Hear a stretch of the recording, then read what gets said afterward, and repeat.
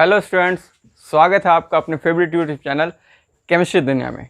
तो स्टूडेंट्स, जैसा कि हमने इलेक्ट्रिक फील्ड कर लिया था ड्यू टू डायपोल, अब हमारा एक बचा हुआ है पोटेंशियल ड्यू टू डायपोल, और एक बचा हुआ है कि जब हम डायपोल को किसी कांस्टेंट इलेक्ट्रिक फील्ड में रखेंगे तो वो कैसा बिहेव करेगा।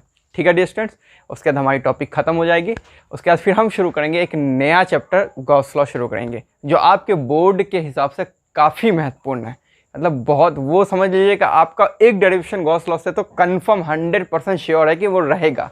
ठीक है डियर स्टूडेंट्स, तो चलिए वो बात की बात है। पहले हम देखते हैं, हमारा कुछ टॉपिक बच गया। एक हमारा बचा कि पोटेंशियल ड्यू टू डायपोल क्या है, फिर उसके बाद हम देखेंगे कि जब डायपोल को हम एक कांस्टेंट इलेक्ट्रिक फील्ड में रखेंगे तो वो क्या बिहेव करेगा। ठीक है डियर स्टूडेंट्स, चलिए हम देखते हैं पोटेंशियल ड्यू टू डायपोल क्या होता है। पोटेंशियल ड्यू टू डायपोल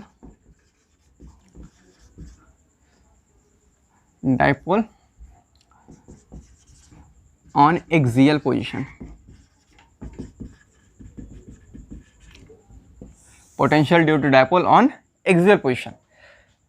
जैसा कि डियर स्टूडेंट्स, ये हमारा एक डायपोल है -q और +q, वही सेम 2a डिस्टेंस से हमारा ये सेपरेट है। ठीक है डियर स्टूडेंट्स, इन दोनों के बीच में 2a डिस्टेंस। अब हमें कहा गया कि हमें कोई एक पॉइंट q है, इस पॉइंट q पे हमने निकालना है पोटेंशियल। इस डायपोल की वजह से इस पॉइंट q पे हमने निकालना है पोटेंशियल। तो वो पोटेंशियल कितना होगा। ठीक है, तो हम ये मानते हैं कि हमारा r दूरी पे पॉइंट है जो इस 2a को हाफ बांटता है, ये भी a है और ये भी a है।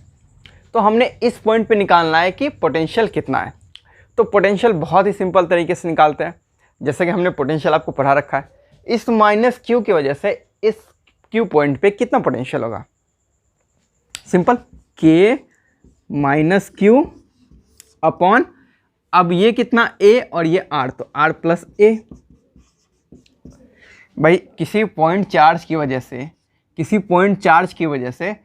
पॉइंट पर, किसी p पॉइंट पे पॉइंट चार्ज की वजह से पोटेंशियल कितना होता था, k/q/r। ये तो हमने पढ़ा रखा है भाई, तो इस -q की वजह से इस पॉइंट पे कितना पोटेंशियल होगा, k - q। और हम वो साइन के साथ देते थे, आपको पता है पोटेंशियल स्केलर है तो हम साइन के साथ देंगे। तो k - q/r + a। इसके वजह से पोटेंशियल हमारा कितना हुआ, k q अपॉन, ये पूरा r है और ये a है, तो ये डिस्टेंस बचा r - a, k q upon r - a। तो इसके वजह से पोटेंशियल कितना निकला, k q upon r - a, और इसके वजह से पोटेंशियल निकला k - q upon r + a। अब आप बताइए स्टूडेंट्स कि ये और ये बड़ा कौन, मैग्नीट्यूड वाइज बड़ा कौन है। अगर इस माइनस को थोड़ी देर के लिए भूल जाए, इनके और इनके बीच में मैग्नीट्यूड कौन सा बड़ा है, ये प्लस वाला। क्योंकि देखिए k q सेम है, r + a और r - a में बड़ा कौन सा है, r + a। तो डिवाइड में जो बड़ा होता है वो क्वांटिटी ओवरऑल क्या होती है, छोटी होती है। तो नेट हमारा क्या होगा, नेट हमारा क्या, ये माइनस ये, तो वी नेट हमारा कितना बचा, वी नेट बचा हमारा k q upon r - a minus k q upon r + a। तो ये हमारा वी नेट हो गया। अब हम इसको फर्दर सॉल्व कर लेते हैं, इसको हम फर्दर यहाँ पे ले आते हैं, इसको फर्दर हम सॉल्व करते हैं। तो देखिए r - a और r + a का एलसीएम क्या हो गया, r²। चलिए एक और स्टेप लिख देते हैं, r - a और r + a, k q तो हमारा यहाँ कॉमन आ गया। तो यहाँ पे क्या बचा, r + a minus r - a। ठीक है डियर स्टूडेंट्स, यहाँ बचा r + a और यहाँ बचा r - a। ठीक है डियर स्टूडेंट्स, देखिए ये r और ये -r, ये एक दूसरे को खा गए, और ये माइनस प्लस, तो यहाँ क्या हो गया 2a। तो हमारा हो गया k q upon 2a divided by, अब ये r² - a², a - b और a + b क्या होता है, a² - b²। तो r - a r + a क्या हो गया, r² - a²। और वही सेम टर्म r जो है a से बड़ा है, तो a वाले टर्म को हम क्या कर देंगे, नेग्लेक्ट कर देंगे। स्टूडेंट्स नेग्लेक्ट कर देंगे। तो हमारा क्या बचा, k q 2a upon r²। और आपको स्टूडेंट्स पता है p बराबर क्या होता है, q × 2a। तो q × 2a हो गया p। तो हमारा ओवर कितना हुआ पोटेंशियल, k p, हमारा पोटेंशियल हुआ के पी अपॉन आर स्क्वायर, हमारा पोटेंशियल हुआ के पी अपॉन आर स्क्वायर। तो डियर स्टूडेंट्स ये हमारा पोटेंशियल निकला ऑन एक्सियल पोजीशन, क्या निकला, के पी अपॉन आर स्क्वायर। तो ये हमारा निकला एक्सियल पोजीशन में। तो ठीक है डियर स्टूडेंट्स, ये हमारा एक्सियल पोजीशन निकल गया। इसी तरह हम एक और निकालते हैं इक्वेटोरियल पोजीशन पे कैसे पोटेंशियल निकालता है, इक्वेटोरियल पोजीशन पे कैसे पोटेंशियल निकलता है, इसी में हम आपको समझा रहे हैं। काफ़ी इजी है, बस देखते जाइए। यहाँ पे आप इक्वेटोरियल लिख लिए, ये हमने अभी एक्सियल बताया, हम आपको बता रहे इक्वेटोरियल, इक्वेटोरियल और परपेंडिकुलर बाइसेक्टर, जो समझे आप।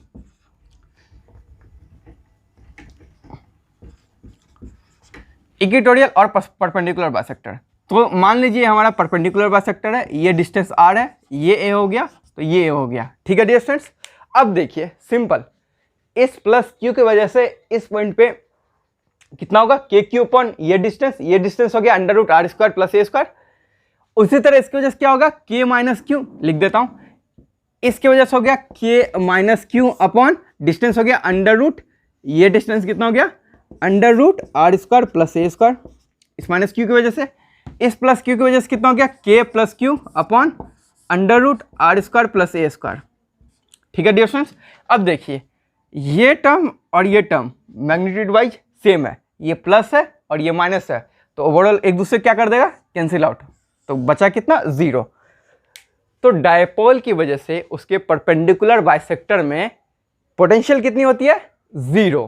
पोटेंशियल कितनी होती है स्टूडेंट्स, 0। ठीक है डियर स्टूडेंट्स, तो हमने आपको एक्सियल बता दिया, एक्सियल का हमारा के पी अपॉन आर स्क्वायर है और इक्वेटोरियल का हमारा क्या है, 0। तो ये हमारा डायपोल की वजह से पोटेंशियल एनर्जी यहीं पे समाप्त होती है।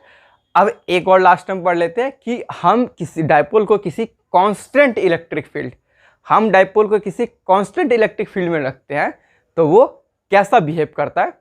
आइए वो नेक्स्ट टॉपिक पढ़ते हैं। ठीक है डियर स्टूडेंट्स, आइए पढ़ते हैं कि हम डायपोल को किसी यूनिफॉर्म इलेक्ट्रिक फील्ड में रखते हैं तब उस पर क्या होता है, क्या बिहेव करता है, देखते हैं। टॉपिक हमारा dipole in a uniform electric field, dipole in a uniform electric field, ये हमारा टॉपिक है। अब देखिए, इसको शुरू करने से पहले हम आपसे दो बातें पूछते हैं। मान लीजिए ये हमारा एक यूनिफॉर्म इलेक्ट्रिक फील्ड है, ये हमारा क्या है, एक यूनिफॉर्म इलेक्ट्रिक फील्ड है। ये हमारा एक माइनस क्यू है और ये हमारा एक प्लस क्यू है, जो कुछ डिस्टेंस से सेपरेटेड है, कुछ एल डिस्टेंस से वो सेपरेटेड है, कुछ एल डिस्टेंस से वो सेपरेटेड है। ठीक है, और ये हमारा एक कांस्टेंट इलेक्ट्रिक फील्ड है, यूनिफॉर्म कांस्टेंट जो समझ लीजिए, ये इलेक्ट्रिक फील्ड है कांस्टेंट। आपसे दो सवाल पूछा गया, क्या इस डायपोल पे net force on dipole always 0 and net torque on dipole always 0। यानी आपसे दो सवाल किया गया, दो स्टेटमेंट है, एक ये और दो स्टेटमेंट है कि क्या नेट फोर्स ऑन डायपोल जो है यहाँ पे हमेशा 0 रहेगा और क्या नेट टॉर्क इस डायपोल पे हमेशा 0 रहेगा। तो हमने ये देखना है। ठीक है डियर स्टूडेंट्स, आइए देखते हैं। देखिए ये हमारा प्लस चार्ज है, ये हमारा प्लस चार्ज है, तो ये हमारा प्लस चार्ज है। तो प्लस चार्ज में आपको पता है कि जिधर इलेक्ट्रिक फील्ड रहेगी उधर ही इलेक्ट्रोस्टैटिक फोर्स लगेगा, जिधर इलेक्ट्रिक फील्ड रहेगी उधर ही इलेक्ट्रोस्टैटिक फोर्स लगेगा। तो इलेक्ट्रिक फील्ड हमारा इधर है तो इलेक्ट्रोस्टैटिक फोर्स किधर लगेगा, इस तरफ। ठीक है, माइनस के साथ क्या है कि जिधर इलेक्ट्रिक फील्ड लगती है उसके अपोजिट में इलेक्ट्रोस्टैटिक फोर्स लगता है। तो हमारा इलेक्ट्रिक फील्ड इधर है तो इलेक्ट्रोस्टैटिक फोर्स किधर लगेगा, अपोजिट में। तो क्या हमारा नेट फोर्स यहां पे 0 हो रहा है, इधर फोर्स को इधर लग रहा है, इधर को फोर्स इधर लग रहा है, क्या हमारा नेट फोर्स हमेशा 0 हो रहा है डायपोल में? हाँ भाई बिल्कुल 0 हो रहा है। तो ये स्टेटमेंट तो हमारा ट्रू है, ये स्टेटमेंट तो हमारा ट्रू है। अब हमने देखना है कि क्या हमारा टॉर्क भी 0 हो रहा है, टॉर्क हमारा 0 हो रहा है। चलिए देखते हैं। तो मान लीजिए हम L/2 पे, L/2 पे, ये L/2 है, मान लीजिए ये L/2 पे हम टॉर्क निकालते हैं। टॉर्क बराबर होता है force into r perpendicular. Torque बराबर होता है फोर्स इंटू आर परपेंडिकुलर। तो हमारा जो फोर्स है इधर लग रहा है, इस पॉइंट पे आर परपेंडिकुलर कितना होगा, देखिए ये L/2 है, ये मान लीजिए कोई आपका थीटा है, ये L/2 है, तो ये परपेंडिकुलर डिस्टेंस हो जाएगा L/2, ये भी थीटा है तो ये हो जाएगा L/2 sine theta, L/2 sine theta, ये भी डिस्टेंस हो जाएगा L/2 साइन थीटा। तो आप देखिए आपका फोर्स इधर लग रहा है, आपका परपेंडिकुलर डिस्टेंस इधर है। तो याद कीजिए हम जो निकालते थे A क्रॉस B में कैसे निकालते थे, A क्रॉस B में कैसे निकालते थे, A की तरफ हाथ दे करके और B की तरफ उंगली घुमाते थे। तो टॉर्क हमारा जो होता है टॉर्क होता है हमारा R क्रॉस F। टॉर्क हमारा क्या होता है R क्रॉस F। तो R तो हमारा ये हो गया, F हमारा ये हो गया, यानी R की तरफ उंगली रखेंगे और F की तरफ घुमाएंगे। तो देखिए R की तरफ उंगली रखे F की तरफ, क्या F हमारा इधर है, नहीं है, F हमारा इधर नहीं है। या फिर आप ये हमने R लिया, R की तरफ उंगली रखा F की तरफ घुमाया, क्या F इधर है, बिल्कुल नहीं है। R की तरफ उंगली रखा F घुमाया, क्या F इधर है, नहीं है।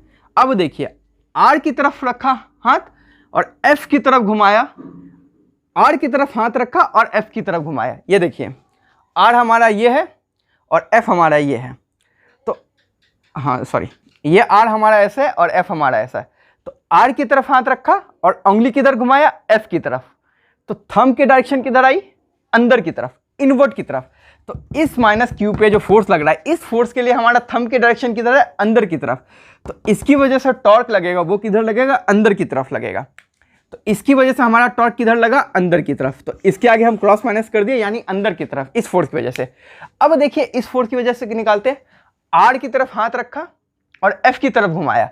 तो R तो हाथ रखा, F इधर है, तो इधर भी किधर डायरेक्शन दे रहा है, अंदर की तरफ। ये देखिए ये ऐसे है, R की तरफ हमने हाथ रखा और F की तरफ घुमाया, R की तरफ हमने उंगली रखी, सॉरी R की तरफ ऐसे उंगली R की तरफ ये उंगली प्लेस किया और F की तरफ हमने उंगली घुमाया। तो थंब की डायरेक्शन इसमें भी किधर आ रही है, अंदर की तरफ। तो इस फोर्स की वजह से भी थंब की डायरेक्शन अंदर की तरफ आ रही है, यानी इस फोर्स की वजह से भी अंदर आ रही है, इस फोर्स की वजह से भी टॉर्क अंदर आ रही है, यानी दोनों फोर्स की वजह से टॉर्क अंदर आ रही है। तो दोनों टॉर्क अंदर आ रही है, तो दोनों टॉर्क क्या हो जाएंगे, ऐड हो जाएंगे। तो जब दोनों टॉर्क ऐड हो जाएंगे तो क्या ये कभी नेट टॉर्क जीरो होगा, नहीं होगा। दोनों टॉर्क जब हमारा ऐड हो जाएगा तो नेट टॉर्क जीरो कैसे होगा। नेट टॉर्क के लिए एक यहाँ पे अगर बाहर की तरफ आता, एक टॉर्क अंदर की तरफ आता, तब ये जीरो होता है, लेकिन दोनों हमारा अंदर की तरफ आ रहा है। तो दूसरा स्टेटमेंट, क्या नेट टॉर्क डाइपोल में जीरो होता है, नहीं, ये फॉल्स है, ये स्टेटमेंट फॉल्स है। डाइपोल, अगर एक डाइपोल को यूनिफॉर्म इलेक्ट्रिक फील्ड में रख दें तो उसमें नेट फोर्स तो हमेशा जीरो होता है, लेकिन नेट टॉर्क कभी जीरो नहीं होता है।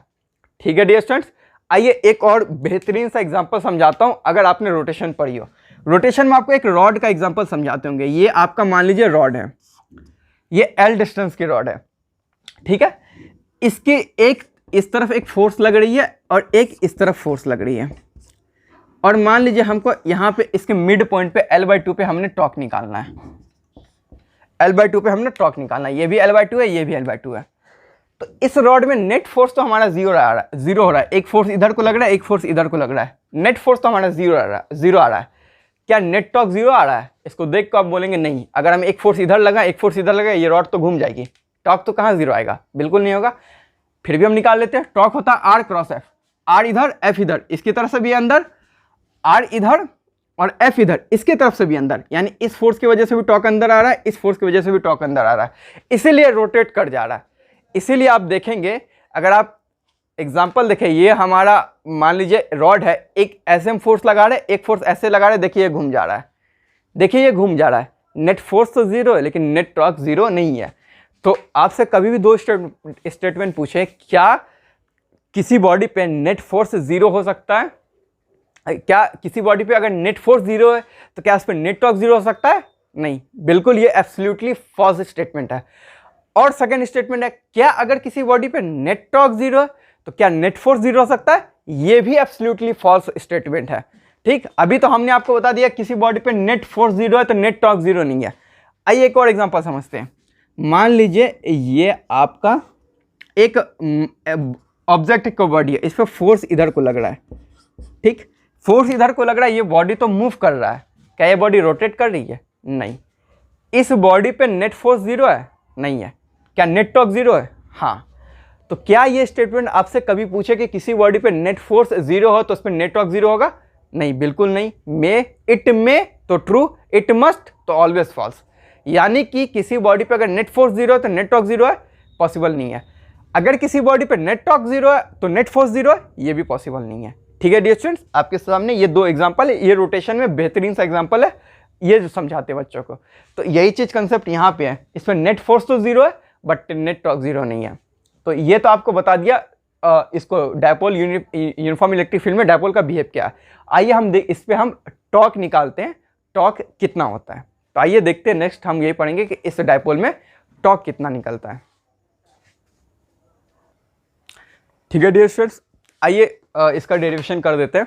तो यहाँ तक आपने समझ लिया कि टॉर्क क्या होता है, फोर्स इनटू ये परपेंडिकुलर डिस्टेंस, ये आपका L/2 साइन थीटा है, ये भी आपका L/2 साइन थीटा है। तो टॉर्क हमारे क्या है, R क्रॉस F।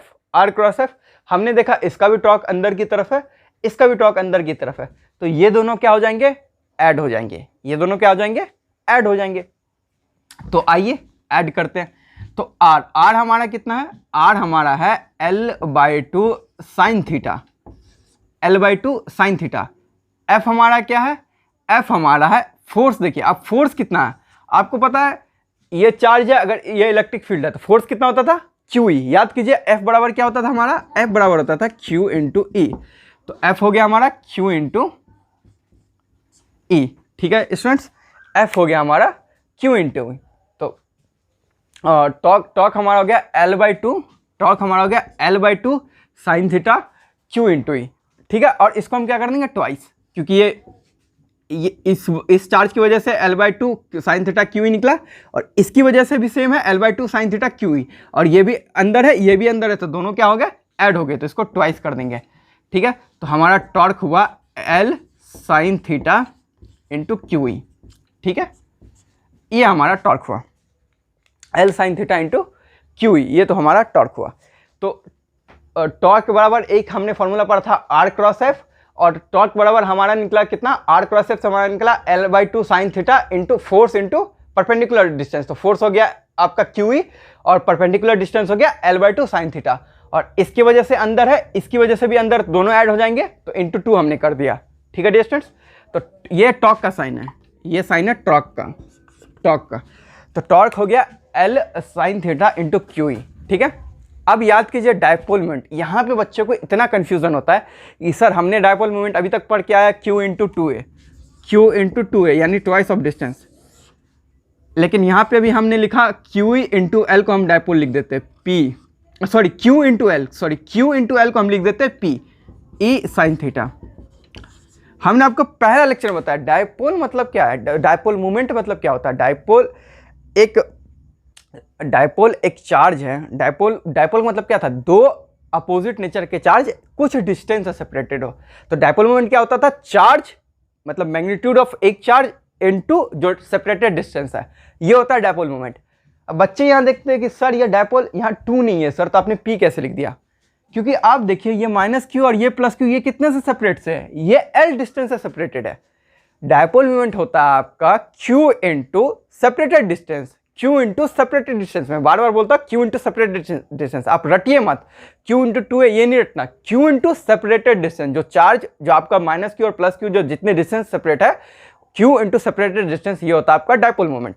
तो इस चीज़ को आप बड़े ध्यान से रखिएगा।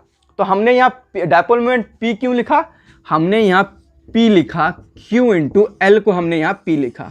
तो इस चीज़ को ध्यान रखिएगा, यहाँ पे कन्फ्यूजन होता है। तो हमारा Q इंटू L हो गया P, और ये हो गया E sine theta, P E sine theta. तो P साइन थीटा जो हमने लिखा, आप याद कीजिए A क्रॉस B क्या होता था, A क्रॉस B होता था हमारा A B sine theta. A cross B हमारा क्या होता था, A क्रॉस B हमारा होता था A B साइन थीटा। तो PE साइन थीटा को हम क्या लिख सकते हैं सॉरी, PE साइन थीटा को हम क्या लिख सकते हैं, P क्रॉस E। तो यहां से हमारा टॉर्क निकला, यहां से हमारा टॉर्क निकला P क्रॉस E, ये हमारा टॉर्क का फार्मूला हो गया, ये हमारा टॉर्क का फार्मूला हो गया। टॉर्क का एक फार्मूला क्या था, आर क्रॉस ऑफ, ये रोटेशन वाला फार्मूला है। इलेक्ट्रोस्टैटिक में क्या फार्मूला हो गया, पी क्रॉस ई। ठीक है डिस्टेंस, पी भी वेक्टर है आपका, ई भी वेक्टर है, तो टॉर्क क्या होगा, ऑब्वियसली ये वेक्टर होगी क्योंकि इसमें डायरेक्शन चाहिए। यहाँ पे हमने अंदर बोला, यहाँ भी अंदर बोला, तब हमने ऐड किया, तो यानी टॉर्क भी हमारा क्या है, वेक्टर है। तो स्टूडेंट्स आपका इलेक्ट्रिक फील्ड जितने भी डायपोल के थे सारे यहीं ख़त्म होते हैं, और आपका जो एक चैप्टर है वो भी यहीं ख़त्म होता है। हम नेक्स्ट क्लास से आपके लिए गॉस लॉ शुरू करेंगे। तो यहाँ तक के लिए जो भी डाउट, जो भी प्रॉब्लम है, किसी में अगर कुछ दिक्कत आपको, तो हमसे आप बेझिझक कमेंट में पूछिए, और या तो आप हमें मेल कर सकते हैं। तो आप यहाँ पे मेल डिस्प्ले हो रहा होगा, तो इस पे आप हमें मेल कर सकते हैं आपकी कोई भी प्रॉब्लम, कोई भी क्वेरी। ठीक है डियर स्टूडेंट्स, तो आज का क्लास हम यहीं समाप्त करते हैं। थैंक यू वेरी मच, और हमारे केमिस्ट्री दुनिया को आप सब्सक्राइब कीजिए। Thank you.